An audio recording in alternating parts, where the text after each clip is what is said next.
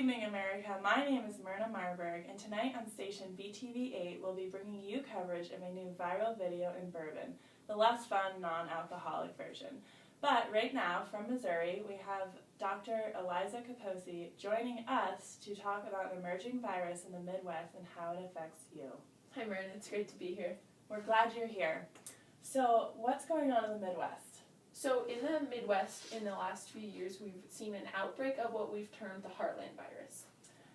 What does outbreak mean? Is this a serious public health concern? So the Heartland virus is an emerging disease, which means it's very new, and we don't know a ton about it, but of the cases that we have identified, there have been hospitalizations and deaths. Wow, that sounds pretty serious. What should people at home be aware of?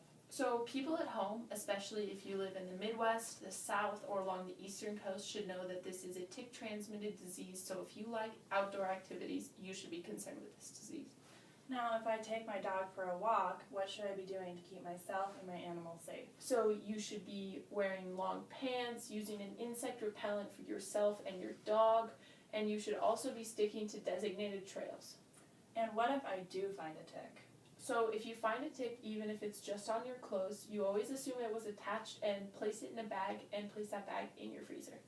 Why would I want to keep a tick in my freezer? So keeping the tick just helps with a later diagnosis from your doctor if this disease does become serious. And what if the tick is actually on my skin? I've read online, and I'm sure many of our viewers have, that you can burn it off. So definitely don't do that. Don't go to those websites.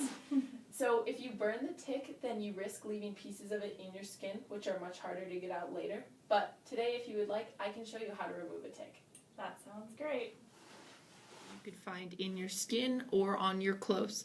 When it is in your skin, the tick's head will be below the surface and you won't be able to see it. So what you should do with tweezers is grip the tick body as close to your skin as possible, pull up with even pressure until the tick is removed, and then clean the bite area with alcohol.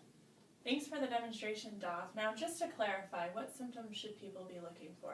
So after about 2 weeks, you may feel fatigued, you have a fever, general body aches and pains, and you may even have diarrhea.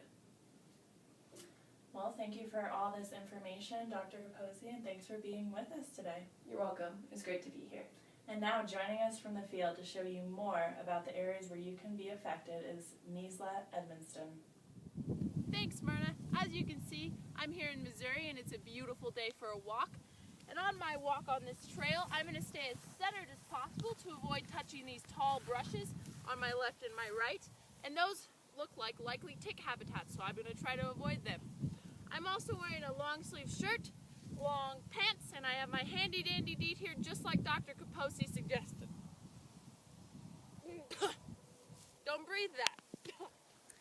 So, on my walk, I should be able to avoid tick bites with all the precautions that I am taking, but I'm still going to check myself for ticks when I get home, as well as checking my clothes, just to make sure I didn't make any mistakes. Back to you.